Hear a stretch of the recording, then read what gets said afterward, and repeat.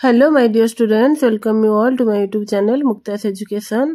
ताहले आगो पिला माने हमर नेताजी जयंती आसुची, ताहले चलो गोटे सुंदर एवं संक्षिप्त भाषण आम नेताजी जयंती उपरे लिखिबा। छोट छोट कुनी पिला मानक पई यहा हेची, ताहले चलो भाषण टिको पढिबा।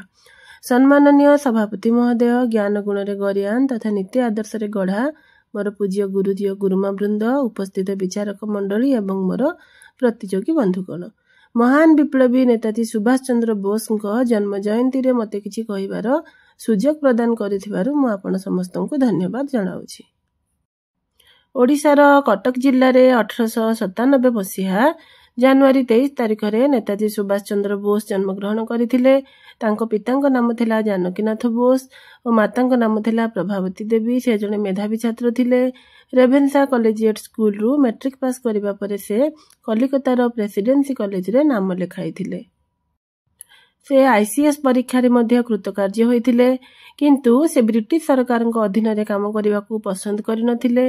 1921 मसीह रे से भारतीय जातीय कांग्रेस रे जोग देइथिले। तांकर अग्निवर्षी भाषण और लड़ुआ आभिमुख्य पाई गोरा सरकार तांको डरुथिले। से जातीय कांग्रेस रो सभापति भाव में 2 थर निर्वाचित होइथिले, किंतु महात्मा गांधी सहित मतभेद सकाशे से इस्तीफा मध्य देइथिले। 1943 मसीह रे से आजाद हिंद फौज गठन करी इंग्रेज सरकार विरुद्ध रे लड़ाई आरंभ करथिले।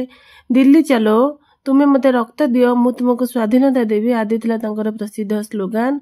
1945 मसीह रे तांको विमान निखोज हेबार वार्ता प्रचार हैला, किंतु आज मध्य तांकर मृत्यु रहस्य घेर रे रहिछि। नेताजी थिले जने साहसी विप्लवी तथा महान देशभक्त स्वाधीनता संग्रामी। भारत इतिहास रे जुगे जुगे तांको नाम स्वर्णाक्षर रे लिपिबद्ध होई रहिथिबो। तांकर महान देश प्रेम ए देशर युववर्ग को सब बेले प्रेरणा जोगाउथिबो। मु एतेकी कहि मोर वक्तव्य समाप्त करूछि। जय हिंद, जय भारत। पिला माने जदि वीडियो टाको भल लागिला लाइक शेयर और कमेंट निहाती करिवो। Thank you.